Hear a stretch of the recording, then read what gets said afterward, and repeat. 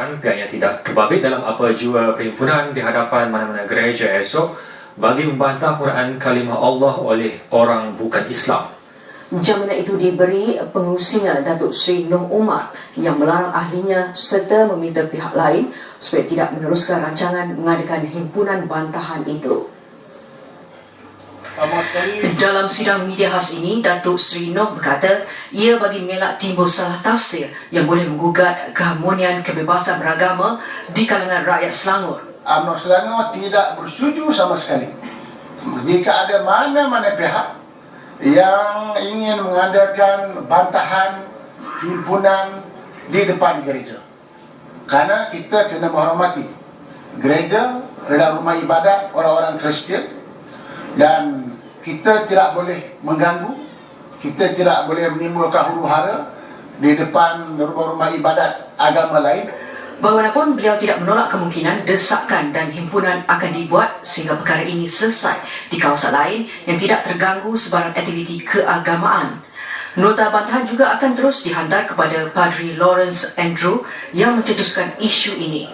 Lawrence Andrew, isunya dia jangan biadab, dia jangan kuhajar. Jangan sebab dia seorang orang Melayu Selangor akan menimbulkan kemarahan. Beliau turut meminta Kerajaan Negeri Selangor dan Menteri Besar Tan Sri Khalid Ibrahim segera menetap pendirian mengenai isu terbabit. Mengenai serbuan dan rampasan kitab Injil berbahasa Melayu dan iban oleh JAIS Khamis lalu, UMNO Selangor meminta mereka yang tinggal di Selangor mematuhi dua perkara berikut. Ada dua isu perkara yang mesti dipegang oleh rakyat yang tinggal dalam negeri Selangor. Walaupun dia datang daripada negeri mana pun, tetapi dia menetap dan bermustaqil di negeri Selangor, mestilah menghormati dua institusi. Yang pertama tadi undang-undang yang mesti lagi wujud, dan yang kedua ialah institusi Kesultanan Negeri Selangor. Enakmen yang diwartakan pada tahun 1988 jelas melarang orang bukan Islam di Selangor menggunakan 35 perkataan Arab dalam ungkapan agama mereka, termasuk kalimah Allah.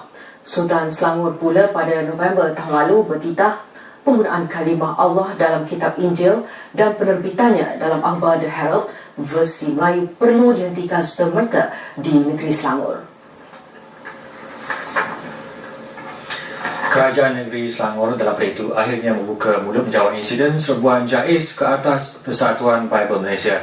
Kenyataan akhbar itu dijawab Exco Selangor Salihin Mukhi yang juga mengurusi jawatan kuasa tetap hal ehwal Islam, pemodenan, pertanian dan pembangunan desa. Kerajaan negeri katanya memandang serius isu terbabit. Ini kejadian kedua melibatkan Badan Penguasaan Agama itu dan panel Kristian selepas pemeriksaan mengejut ke atas Gereja Methodist Damansara Utama tahun lalu. Pihaknya kini meminta pengarah JAIS Ahmad Zaharin Muhammad Saad menyediakan prosedur standar operasi secara terperinci dengan kadar segera.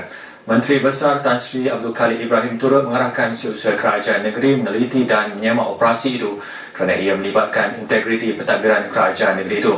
Menyentuh mengenai isu larangan penggunaan kalimah Allah bagi bukan Islam seperti mana yang dititahkan oleh Sultan Selangor, pihaknya akan mengadakan pertemuan dengan editor The Herald Lawrence Andrew Selasa depan.